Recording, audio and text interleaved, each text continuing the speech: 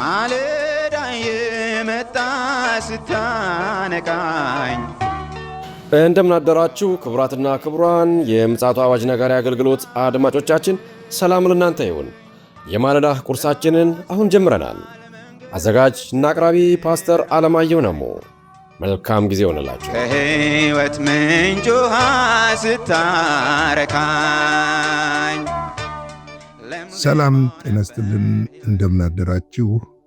ይህ በምፅዓቱ አዋጅ ነጋሪ አገልግሎት እየተዘጋጀ የሚቀርብ የማለዳ ቁርስ ፕሮግራማችን ነው። ወደ ዛሬው የማለዳ ቁርስ ፕሮግራም ከማለፋችን በፊት እግዚአብሔር አምላካችንንና አባታችንን አብረን አመስግነን የዛሬውን የማለዳ ቁርስ እንካፈላለን። የዘላለም አምላክ እግዚአብሔር ሆይ ስለዚህ ማለዳ ሁሉ እናመሰግናለን። ክብር ምስጋና ከዘላለም እስከ ዘላለም ለታላቁ ስም ይሁን። ምሕረትና ቸርነት ስላደረክልን ስለበዛልን ጸጋህና ርኅራኄ በኢየሱስ ክርስቶስ ስም ክብሩን አንተ ውሰድ። እግዚአብሔር አምላካችን ሆይ ነው ደግሞ ቃልህን ባርክልን። በቃል መንፈስ ሕይወታችንን እንድታንጸው፣ እንድታስተምረን፣ እንድትመክረን፣ መንገዳችንን እንድታቀና በኢየሱስ ስም እንጠይቃለን። ሁሉ በስም ክብር ይሁን። ስለ ሁሉ ነገር ተመስገን። በምትወደው ልጅህ በመድኃኒታችን በኢየሱስ ክርስቶስ ሕያውና ቅዱስ ስም አሜን። በትናንትናው ዕለት ቁጥር 23 ነበር የተመለከትነው። እንግዲህ እየተመለከትን ያለነው ሁለተኛ ቆሮንቶስ ምዕራፍ 1 ነው። ቁጥር 23 ነበር በትናንትናው ዕለት የተመለከትነው። እንግዲህ ጳውሎስ ወደ ቆሮንቶስ ሲመጣ በምን መልክ ልምጣ ብሎ እየጠየቃቸው ነበረ። ልራራላችሁ አልመጣም እያለ ነበር ይናገር የነበረው። ምክንያቱም በቆሮንቶስ ቤተክርስቲያን በጣም ጥሩ የሆኑ ነገሮችን ቢኖሩ በጣም አስደንጋጭ የሆኑና ከመጽሐፍ ቅዱስ ውጪ የሆኑ ነገሮች እንደነበሩ እንመለከታለን። ስለዚህ ነው ለኃጢአተኞች ልራራላችሁ አልመጣም ብሎ ይናገራል። እንግዲህ ምናልባትም እች ቤተክርስቲያን በአገልግሎቱ ብዙ የደከመበት ቦታ እንደሆነ እናውቃለንና በዚች ቤተክርስቲያን ደግሞ በጣም ትልልቅ የሆነ የመንፈስ ቅዱስ ጸጋዎች የተገለጡባት ቤተክርስቲያን ስለሆነች በዚህ ቤተክርስቲያን ሊታይና ሊመለከት የሚገባው ፈሪሃ እግዚአብሔርንና የእግዚአብሔር ስራ በዝቶ ፍሬያቸው ጎልቶ እንዲታይ እንዲወጣ ይፈልግ ስለነበረ በአንደኛ ቆሮንቶስ የጻፈላቸውን እና በሁለተኛ ቆሮንቶስ ደግሞ እንዴት ልምጣ ይላቸዋል፣ በፍቅር ወይንስ በበትር እያለ የሚጠይቅበት ክፍል ነበር የተመለከትነው። እንግዲህ የእግዚአብሔርን ምስክር እጠራለሁ እያለ ነበር የመጣው። የሚመጣበት ምክንያት ጠንከር ብሎ እንደሚመጣ እንደ አባት፣ እንደ መሪ፣ እንደ መልእክተኛ መገሰጽ ያለበት ማስቆም ያለበት ነገር መቆም ስላለበት ነው። ዛሬ በምድራችን ያጣነው እንደዚህ ጠንከር ብሎ መገሰጽና ነው። ይሄ ነውር ነው፣ እንደ እግዚአብሔር ቃል አይደለም። ከአፋችሁ ክፉ ነገር መውጣት የለበትም። ነገሮችን በልክ አድርጉ። መጽሐፍ የሚለው እንደዛ ነው። በአግባብ በስርዓት ይሁን የሚል መሪ ማጣታችንን ሁላችሁም የምታውቁት ይመስለኛል። እኔ የወደፊት ጭንቀቴ የኢትዮጵያ ቤተክርስቲያን ወዴት ነው እያመራች ያለችው የሚለውን። ምክንያቱም ብዙ ደፋሮች፣ የማይገሰጹ የማይመከሩ፣ እንደውም መሪዎችን በገንዘብ ሁሉ ሎቢ የሚያደርጉ ደፋሮች፣ አመፀኞች፣ ትዕቢተኞች፣ ተሳዳቢዎች እንዳሉ አውቃለሁ። እንግዲህ ስድብ የዳቢሎስ ነው፣ ከዳቢሎስ ነው የሚወጣው። ምክንያቱም መጽሐፍ ቅዱስ ላይ ለአውሬው የስድብን አፍ ተሰጠው ተብሎ ተጽፏልና ነው። ስድብ የሱ ነው። ሰው ገንዘብ ስለሌለው የሚናቅባት ኃጢአተኛ ነህ፣ ገንዘብ ከሌለ ኃጢአተኛ ነህ፣ ገንዘብ ከሌለ በሽታ አንተ ጋር ነው ያለው፣ ገንዘብ ከሌለህ ሌባ ነህ የሚባልበት ሀገር ላይ ስላለን ይሄ ነገር በጣም ያስፈራኛልና እግዚአብሔር እንደው ሁላችንም ብንጸልይ ብዬ የማስበው የሚመክር የሚገስጽ አባቶችን፣ የሚፈሩ አባቶችን፣ ማስቆም የሚችሉ አባቶችን፣ እንደ እግዚአብሔር ቃል የሚመሩ አባቶችን እግዚአብሔር ይስጠን ማለት እፈልጋለሁ። ዛሬ እንግዲህ የምንመለከተው የመጨረሻውን የአንደኛ ቆሮንቶስ መጽሐፍ ምዕራፍ 1ን መጨረሻ ክፍል ነው። የሁለተኛ ቆሮንቶስ መጽሐፍ ምዕራፍ 1ን መጨረሻ ነው የምንመለከተው። ቁጥር 24ን አነበዋለሁ። ለደስታችሁ ከእናንተ ጋር የምንሰራ እንጂ በእምነት በእናንተ ላይ የምንገዛ አይደለንም። በእምነታችሁ ቆማችኋል። ለደስታችሁ ከእናንተ ጋር የምንሰራ እንጂ በእምነት በእናንተ ላይ የምንገዛ አይደለንም። በእምነታችሁ ቆማችኋልና። እንግዲህ በክርስቶስ ኢየሱስ ያለን እምነት በሁሉ ፊት የሚያቆመን ነው። ሰው በእውነትና በእምነት የጠነከረ ሲሆን ይቆማል። በተለይም ደግሞ አመፃና ክፋት በበዛባት በዚች ዓለም ላይ ለእውነት መኖር እንዴት ጠንካራ እንደሚያደርግ ማየት ይቻላል። ጳውሎስ በዚህ ስፍራ ሲል ለእናንተ ደስታ ነው የምንሰራው አለ። በማን እንዲደሰቱ? በጌታ ደስ እንዲላቸው። ፊልጵስዩስ ሰዎች ጽላችሁ በጌታ ደስ ይበላችሁ፣ ደግሜ እላለሁ ደስ ይበላችሁ። ገርነታችሁ ለሰዎች ሁሉ ምን ይሁን ይታወቅ ነው ያለው። ደስተኞች እንድንሆን ነው ጌታ ኢየሱስ ክርስቶስ ከሐዘን ወደ ደስታ የለወጠ ሕይወታችንን። የደስታችን ምንጭ ኢየሱስ እንጂ ቁሶች እንዳልሆኑ ግን መረዳት ያስፈልጋል። ምክንያቱም በዚህ ዘመን ቁስ ከሌለ ደስተኛ አይደለም የሚባልበት ዘመን ላይና የወንጌል አውድ የተጣሰበት ዘመን ላይ ስለደረስን በጣም ከባድ ነው። ስለዚህ ነው የምንሰራው ግን በእምነት በእናንተ ላይ የምንገዛ አይደለንም ማለት። አንደኛ ለደስታችሁ ነው ከእናንተ ጋር። አገልጋይ የተጠራ መሪ ለሌሎች ደስታ ይኖራል። ለሌሎች ደስታ ራሱን ምን ያደርጋል? ያንጻል። ለሌሎች ደስታ ተመልከቱ፣ ለሌሎች ደስታ ነው የሚኖረው። ጌታ ኢየሱስ ክርስቶስ መከራን የተቀበለውና መስቀል የተሸከመው፣ የተገረፈው፣ የቆሰለው፣ የደማው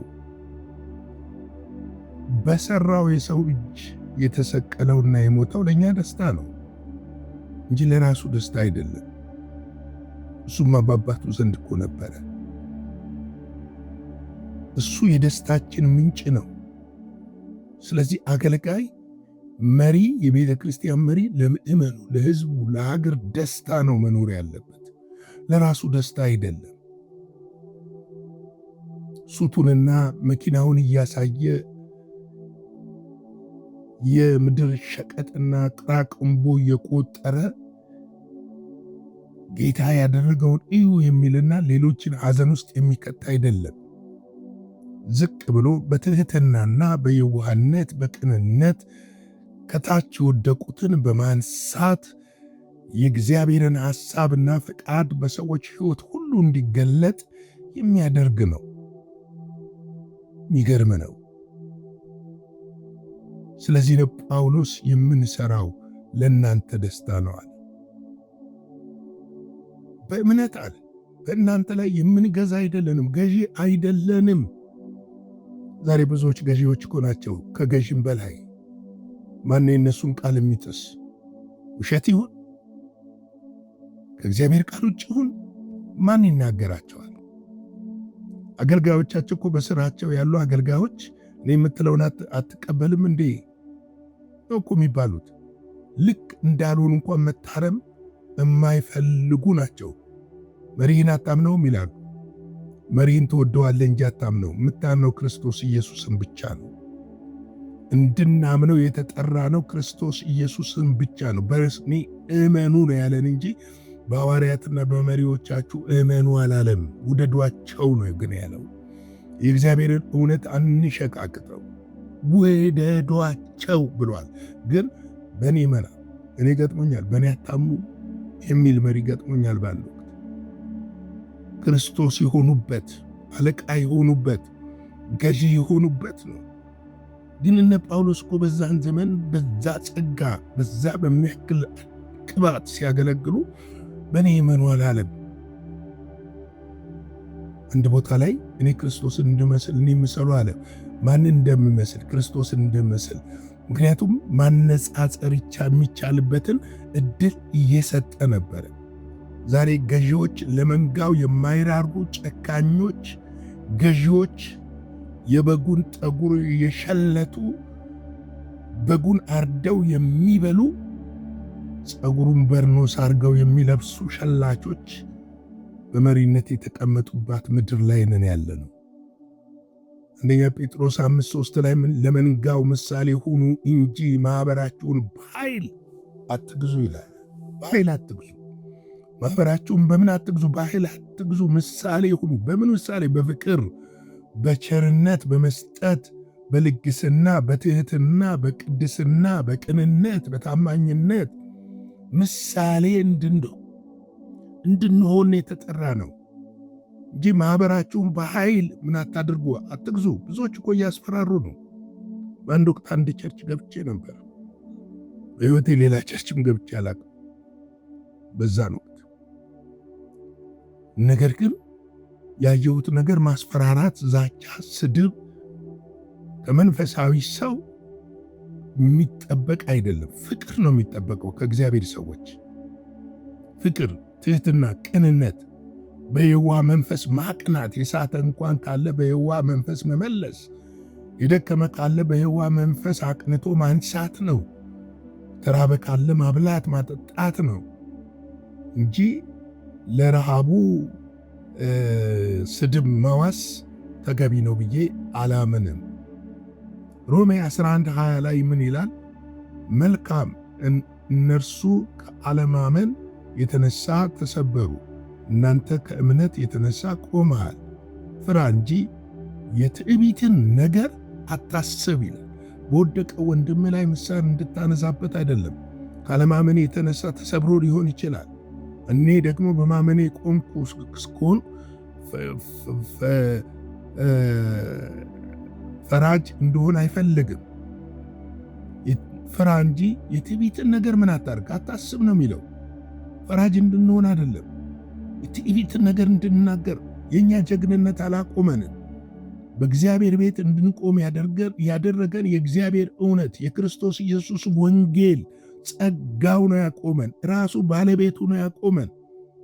በእኛ ብርታት የቆምን ከመሰላችሁ በጣም ተሳስታችኋል ወንድሞች ሆይ፣ በጣም ተሳስተናል። የጌታ ጸጋ በስቶልን ነው የቆም ነው። የሆነች ነገር ስናገኝ የጌታ ጸጋ፣ ርኅራኄው፣ ምሕረቱ ስለበዛልን እንጂ ከሌሎች የተሻልንና የበለጥን ስለሆንን አይደለም። በእግዚአብሔር ቤት ሁሉ እኩል ነው። ሐዋርያነት ቢሆን፣ ነቢይነት ቢሆን፣ ፓስተርነት ቢሆን እኮ ዕዳ ነው፣ አደራ ነው እንጂ ከሌላው ስለበለጥን የተሰጠን የጸጋ ስጦታ አይደለም። ከሌላው የተሻለን የጸሎት ሕይወታችን የተሻለ፣ ኑሯችን የተሻሸለ፣ በጣም የዋህ ስለ ቅድስናችን ከሌሎች ስለበለጠ ኖ አይደለም። በእግዚአብሔር ምሕረትና ቸርነት የተሰጠን ነገር እንደሆነ ልናውቅ ያስፈልጋል። አንደኛ ቆሮንቶስ 15:1 ላይ ወንድሞች ሆይ የሰበኩላችሁንም ደግሞም የተቀበላችሁትን በእርሱም ደግሞም የቆማችሁበትን በእርሱም ደግሞ የምትድኑበትን ወንጌል አሳስባችኋለሁ ይላል።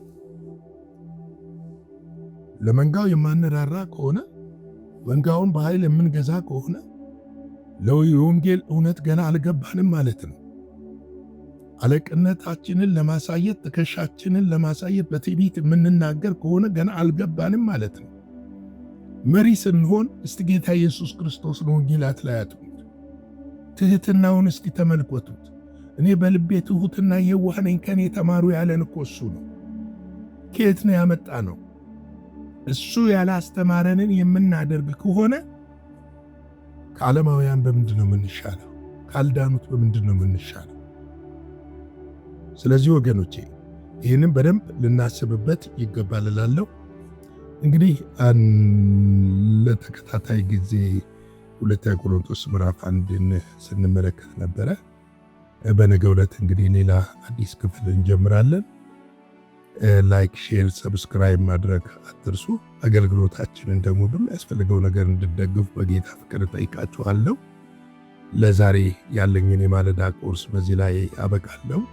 አጭር ጸሎት እንጸልይና እንጨርስ። የዘላለም አምላክ እግዚአብሔር ሆይ በጌታ በኢየሱስ ስም ስለዚህ ማለዳ ስለ ምሕረትህ፣ ስለ ቸርነትህ፣ ስላስተማርከን ያው ቃል ሁሉ ክብር ምስጋና ለአንተ ይሁን። ሁሉን ለአንተ አሳልፈን ሰጥ። እግዚአብሔር ሆይ ስለተደረገልን ምሕረት፣ ቸርነት፣ ድንቅ ምሕረት፣ ድንቅ ጸጋ እናመሰግናለን። ወንድሞቼን እህቶቼን ስለባረካቸው፣ ሕይወታቸውን ስላደስክ፣ በቃል ስላነጽካቸው፣ እኔንም ስለረዳኝ፣ ስለደገፍከኝ፣ አቅም ጉልበት ስለሆንከኝ በኢየሱስ ክርስቶስ ስም አመሰግናለሁ። አሁንም ያንተ ጸጋ በእኛ ላይ እንዲሆን በኢየሱስ ክርስቶስ ስም ጠይቃለሁ። ይህንን ቀን ባርክልን፣ ከክፉ ሁሉ ጠብቀን፣ በደም ሸፍነን፣ በኢየሱስ ጌታ ድንቅ ስም አሜን። በነበረን የመልእክት ክፍለ ጊዜ እንደተባረካችሁ ተስፋ እናደርጋለን። በነገው ማለዳ በሌላ ዝግጅት እንገናኛለን። መልካም ቀን።